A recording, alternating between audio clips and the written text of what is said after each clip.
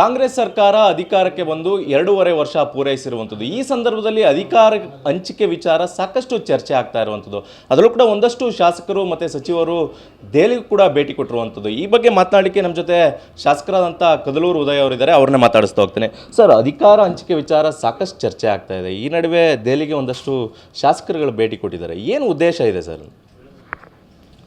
ಉದ್ದೇಶ ಏನಿಲ್ಲ, ಇಲ್ಲಿ ನಮ್ಮ ಪಕ್ಷದಲ್ಲಿ ಯಾವುದೇ ಗೊಂದಲ ಇಲ್ಲ. ಸಿದ್ದರಾಮಯ್ಯನವ್ರ ಬಣನೂ ಇಲ್ಲ, ಡಿ ಕೆ ಶಿವಕುಮಾರ್ ಅವ್ರ ಬಣನೂ ಇಲ್ಲ. ಇಲ್ಲಿ ಎಲ್ಲ ಕಾಂಗ್ರೆಸ್ ಒಂದೇ. 140 ಜನರು ಪಕ್ಷದ ಅಂಡರಲ್ಲಿ ಇರುವಂಥವ್ರು, ಇನ್ಕ್ಲೂಡಿಂಗ್ ಸಿದ್ದರಾಮಯ್ಯನವ್ರು ಆಗ್ಬೋದು, ಡಿ ಕೆ ಶಿವಕುಮಾರ್ ಅವರು ಆಗ್ಬೋದು. ಇಲ್ಲಿ ಎಲ್ಲರೂ ಪಕ್ಷದಲ್ಲಿ ಒಂದೇ. ಇಲ್ಲೇನಾಗಿದೆ, ವಿರೋಧ ಪಕ್ಷದವ್ರಿಗೆ ಕೆಲಸ ಇಲ್ಲ, ಸುಮ್ಮನೆ ಗೊಂದಲ ಸೃಷ್ಟಿ ಮಾಡಿಸ್ತವ್ರೆ. ಈಗ ಇವರು ಸಿದ್ದರಾಮಯ್ಯನವ್ರು ಬಿಡಲ್ಲ ಅಂತನೋ, ಇವರು ಬಿಡಲ್ಲ ಅಂತನೋ, ಈ ಥರ ಆಗ್ತಾಯಿದೆ ಅಂತನೋ ಅವ್ರವ್ರದ್ದೇ ಬೇಕಾದ ರೀತಿಯಲ್ಲಿ ಅವರು ಗೊಂದಲವನ್ನು ಸೃಷ್ಟಿ ಮಾಡಿ ಕಾಂಗ್ರೆಸ್ ಪಕ್ಷದ ವರ್ಚಸ್ಗೆ ಧಕ್ಕೆ ತರೋ ಕೆಲಸನ ಅವರು ಮಾಡ್ತಿದ್ದಾರೆ. ಸೊ ಇದ್ರ ಮಧ್ಯೆ ಅವರು ಈ ಮಾತುಕತೆ ಆಗಿದೆಯಂತೆ, ಇವ್ರು ಬಿಡ್ತಾರೆ, ಇವ್ರು ಕೊಡ್ತಾರೆ ಅನ್ನುವಂಥದ್ದು ಅವರೇ ಹೇಳ್ತಿದ್ದಾರೆ. ನಮ್ಮ ಪಕ್ಷದಲ್ಲಿ ಯಾರೂ ಕೂಡ ಅದ್ರ ಬಗ್ಗೆ ಯಾರೂ ಚರ್ಚೆ ಮಾಡ್ತಿಲ್ಲ. ಯಾರೂ ಕೂಡ ಸಿದ್ದರಾಮಯ್ಯನವ್ರ ನಾಯಕತ್ವ ಸರಿ ಇಲ್ಲ ಅಂತನೋ, ಸಿದ್ದರಾಮಯ್ಯನವ್ರು ಇಳೀರಿ ಅಂತನೋ ಯಾರೂ ಕೂಡ ಹೇಳ್ತಿಲ್ಲ. ವಿರೋಧ ಪಕ್ಷದವರು ಇದನ್ನೆಲ್ಲ ಸೃಷ್ಟಿ ಮಾಡ್ತಿದ್ದಾರೆ.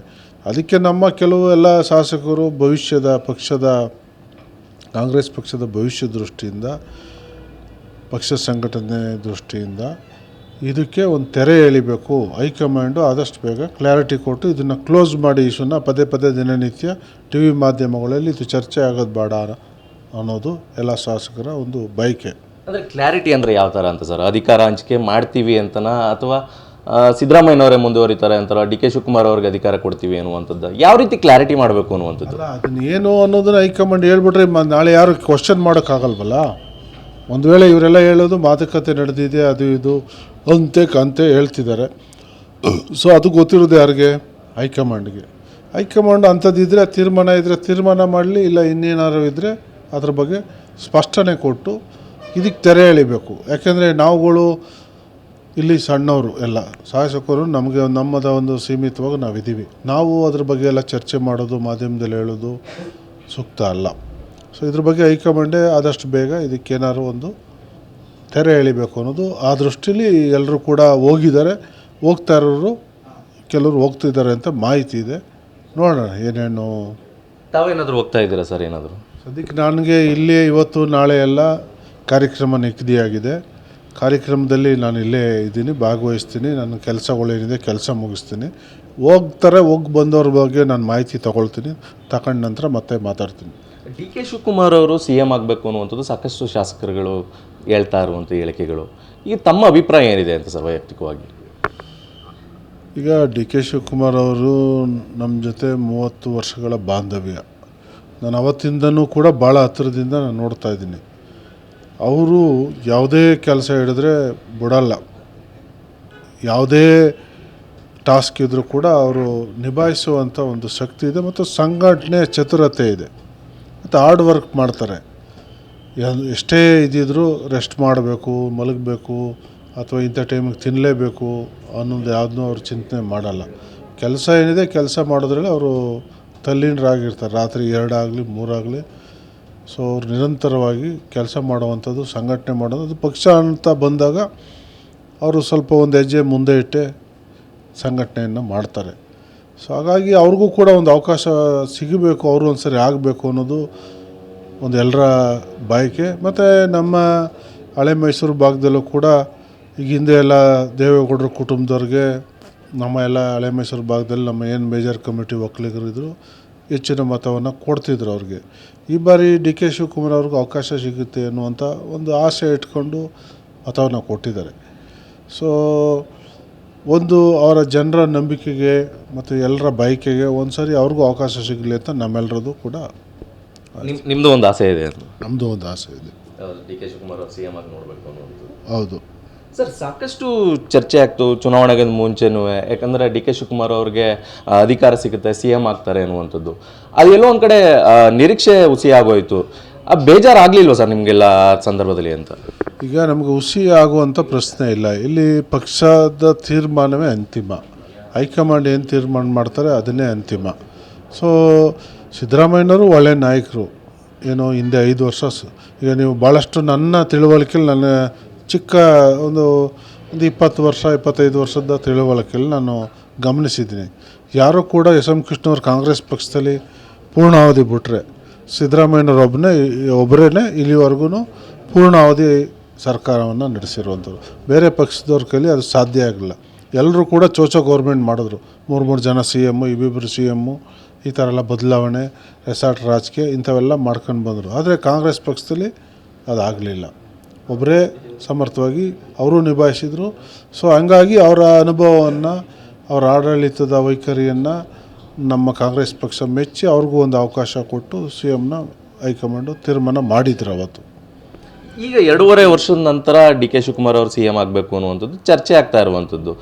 ಇಂಥ ಸಂದರ್ಭದಲ್ಲಿ ಸಾಕಷ್ಟು ಗೊಂದಲ ಸೃಷ್ಟಿಯಾಗ್ತಾ ಇದೆ, ಪಕ್ಷದಲ್ಲೂ ಗೊಂದಲ ಸೃಷ್ಟಿಯಾಗ್ತಾ ಇದೆ, ಆಡಳಿತ ನಡೆಸುವಂಥ ವಿಚಾರವಾಗೂ ಕೂಡ ಸಾಕಷ್ಟು ಅಧಿಕಾರಿಗಳಿಗೂ ಕೂಡ ಗೊಂದಲ ಇರುವಂಥದ್ದು. ಇದು ಯಾವಾಗ ಬಗೆಹರಿಯುತ್ತೆ ಅಂತ ಸರ್? ಅಲ್ಲ, ಅದನ್ನೇ ಈಗ ಎಲ್ಲರೂ ಕೇಳ್ತಾ ಇರುವಂಥದ್ದು. ಶಾಸಕರೆಲ್ಲ ಹೋಗಿರೋದು ಅದೇ ಉದ್ದೇಶಕ್ಕೇ. ಇದಕ್ಕೇನಾದ್ರು ತೆರೆಗೆ ಹೇಳಿರಿ, ನೀವು ಏನಾದ್ರು ಕ್ಲಾರಿಟಿ ಕೊಡಿ ಇದ್ರ ಬಗ್ಗೆ. ಇಲ್ಲ ವಿರೋಧ ಪಕ್ಷರು ಇದನ್ನು ಆಹಾರವಾಗಿ ಬಳಸ್ಕೊಂಡು ನಮ್ಮ ಪಕ್ಷದ ವರ್ಚಸ್ಸಿಗೆ ಧಕ್ಕೆ ತರೋ ಕೆಲಸ ಮಾಡ್ತಾರೆ ಅನ್ನೋದನ್ನು ಹೇಳಲಿಕ್ಕೆ ಹೋಗಿದ್ದಾರೆ ಭಾಳಷ್ಟು ಜನ. ನೀವೊಂದು ಆಸೆ ಇಟ್ಕೊಂಡಿದ್ದೀರಿ ಡಿ ಕೆ ಶಿವಕುಮಾರ್ ಅವರು ಸಿ ಎಂ ಆಗಲಿ ಅನ್ನುವಂಥದ್ದು ವಿಚಾರ. ಈ ನಿಮ್ಮ ಆಸೆಗೆ ಪೂರಕವಾದಂಥ ವಾತಾವರಣ ಇದೆಯಾ, ಅಥವಾ ಏನಾದರೂ ಹೈಕಮಾಂಡ್ ನಿಮಗೆ ಒಳ್ಳೆ ಸುದ್ದಿ ಕೊಡುತ್ತೆ ಅಂತ ನಿರೀಕ್ಷೆ ಇದೆಯಾ ಸರ್? ಈಗ ಹೈಕಮಾಂಡು ನಾವು ಯಾವತ್ತೂ ನೇರವಾಗಿ ಹೋಗಿ ನಾವು ಮಾತಾಡೋರಲ್ಲ. ನಮಗೆ ಇಲ್ಲಿವರೆಗೆ ಇವರೇ ಹೈಕಮಾಂಡು. ನಮ್ಮ ಅಧ್ಯಕ್ಷರೇ ಹೈಕಮಾಂಡು, ನಮ್ಮ ಸಿ ಎಮ್ಮೇ ನಮ್ಗೆ ಹೈಕಮಾಂಡು. ಡೆಲ್ಲಿವರೆಗೆ ನಾವು ಇವತ್ತುವರೆಗೂ ನಾವು ಯಾವುದಕ್ಕೂ ಅಲ್ಲಿಗೆ ಹೋದೋರಲ್ಲ. ನಾವು ಟಿಕೆಟ್ಗೂ ಹೋದೋರಲ್ಲ. ನಾವು ಬೆಂಗಳೂರು ಬಿಟ್ಟು ಎಲ್ಲೂ ಪಕ್ಷದ ವಿಚಾರದಲ್ಲಿ ಎಲ್ಲೂ ಬೇರೆ ನಾಯಕರು ನಾವು ಭೇಟಿ ಮಾಡಿಲ್ಲ. ಸೊ ಹೈಕಮಾಂಡು ತೀರ್ಮಾನ ಏನು ಸೂಕ್ತವಾಗಿ ಅವರು ಕೂಡ ಗಮನಿಸ್ತಿರ್ತಾರೆ. ಎಲ್ಲನೂ ಕೂಡ ಅವ್ರದ್ದು ಏನಾದ್ರು ಆ ಥರ ತೀರ್ಮಾನಗಳಿದ್ರೆ ಅವ್ರು ತೀರ್ಮಾನ ಮಾಡ್ತಾರೆ. ಆದಷ್ಟು ಬೇಗ ತೀರ್ಮಾನ ಮಾಡಿ ಅನ್ನೋದು ನಾವು ಕೇಳೋದಷ್ಟೇ.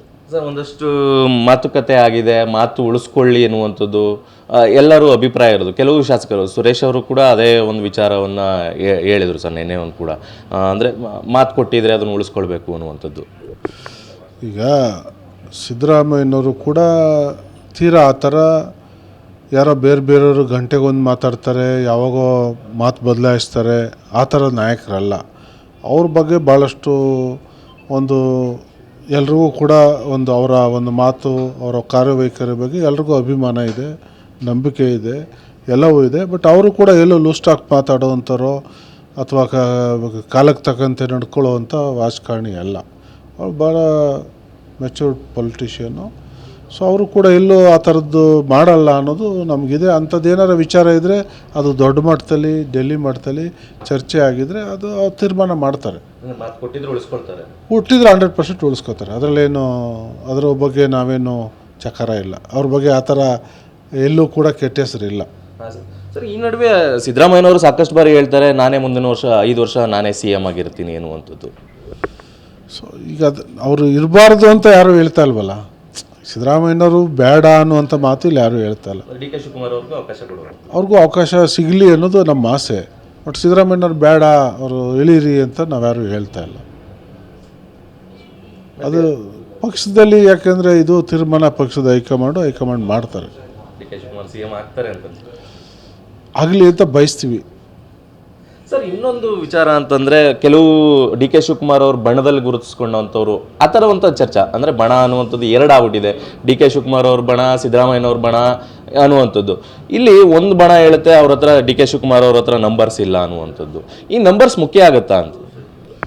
ಇಲ್ಲಿ ನಂಬರ್ಸು 140 ಜನ ಇದ್ದೀವಿ. 140 ಜನರು ಕಾಂಗ್ರೆಸ್ ಚಿಹ್ನೆಯಲ್ಲಿ ಗೆದ್ದಿರುವಂಥವ್ರು. ಇಲ್ಲಿ ಕಾಂಗ್ರೆಸ್ ಚಿಹ್ನೆಗೆ ಹಸ್ತದ ಚಿಹ್ನೆ, ಇದರಲ್ಲಿ 2 ಇಲ್ಲ, ಒಂದೇ ಹಸ್ತದಲ್ಲಿ ನಾವೆಲ್ಲ ಗೆದ್ದಿರೋದು. ಸೊ ನಾವು ಅದ್ರ ಕೆಳಗಡೆ, ಹೈಕಮಾಂಡ್ ಕೆಳಗಡೆ ನಾವು ಇರುವಂಥವ್ರು. ತೀರ್ಮಾನ ಹೈಕಮಾಂಡ್ ಏನು ಮಾಡ್ತಾರೆ ಅದೇ ಅಂತಿಮ ಆಗ್ತದೆ. ಇಲ್ಲೇನು ಗುಂಪಾಗಲಿ, ಅಲ್ಲಿ ನಂಬರ್ಸ್ ಆಗಲಿ, ಇಲ್ಲಿ ನಂಬರ್ಸ್ ಆಗಲಿ ಇಲ್ಲ.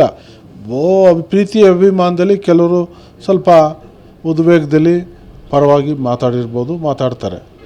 ಅದು ವೈಯಕ್ತಿಕ ವಿಚಾರ, ಪಕ್ಷದ ನಿರ್ಧಾರ ಆಗಲ್ಲ. ಅದು ಅಧಿಕಾರ ಹಂಚಿಕೆ ವಿಚಾರವಾಗಿ ಯಾವುದೇ ನಂಬರ್ಸ್ ಕೌಂಟ್ ಆಗಲ್ಲ ಅಂತ.